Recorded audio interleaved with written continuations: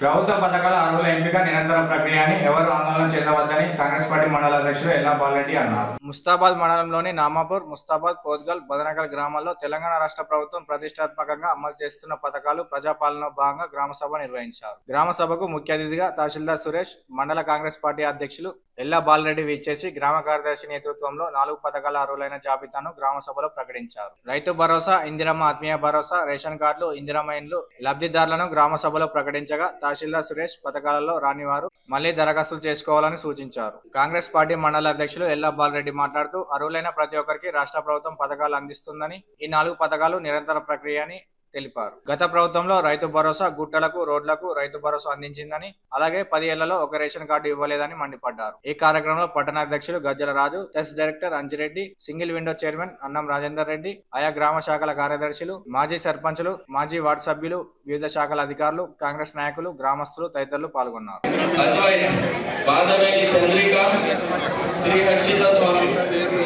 వచ్చిందంటున్నావా? ఒక్క పేరు చూపిస్తే మాకు సాటు చూపించు, నెట్ చూస్తే అయితే కావచ్చు, కానీ నువ్వు సాటు చూపించే తీసేస్తాం.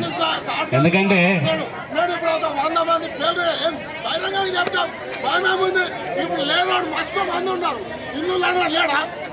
అయితే ఇది ప్రజాపాలన. ఈ గ్రామ సభ రేషన్ కార్డులు అనేది ఈ గ్రామ సభలనే వచ్చిన ఫైనల్, మళ్ళీ రేషన్ కార్డ్స్ రావనేది లేదు. మనకు ప్రభుత్వం క్లియర్గా ఇన్స్ట్రక్షన్స్ ఇచ్చింది. ఏంటిదంటే రేషన్ కార్డ్స్ అనేది నిరంతర ప్రక్రియ. ఇప్పుడు ఎలక్షన్ కార్డ్స్ ఎట్లయితే నిరంతరం ఎప్పుడంటప్పుడు అప్లై చేసుకోవచ్చు మీ సేవలో ఓటర్ కార్డు కొరకు, అదేవిధంగా రేషన్ కార్డ్స్ కూడా నిరంతర ప్రక్రియ. ఇప్పుడు ఈ గ్రామ సభలో రాని వారు కూడా నిరాశపడద్దు దయచేసి. ఇప్పుడు మేము దరఖాస్తులు కూడా మా దగ్గర అప్లికేషన్ ఫామ్స్ ఉన్నాయి, మీరు నింపి రాని వారు ఇక్కడ ఇచ్చినట్లయితే మాకు కలెక్టరేట్లో ఒక సిస్టమ్స్ పెట్టారు, కంప్యూటర్స్. కలెక్టర్ గారు ఏ రోజు ఆ రోజే పెట్టారు. కాబట్టి దయచేసి భూమి ఉన్న వాళ్ళకి ఇట్లా ఒకవేళ అప్లై చేసుకుంటే రైతు భరోసా కూడా పోయే అవకాశాలు ఉంటాయి.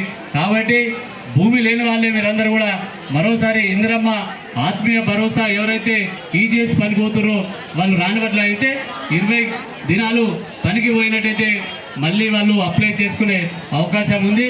ఇది ఇప్పటితో ఆగే ప్రసక్తి లేదు, సమయం ఉంది.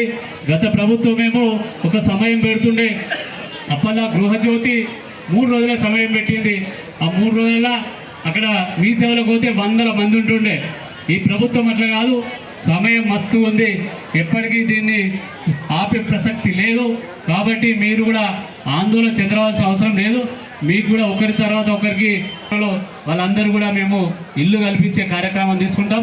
దాదాపుగా మనకు ముస్తాబాద్ మండల కేంద్రానికి దాదాపుగా ఈ 4-5 నెలల 500 ఇల్లు తెస్తే మీ అందరు కూడా పేద ప్రజలు ఎవరైతే ఉంటారో వాళ్ళందరూ కూడా ఇల్లు సరిపోతాయి.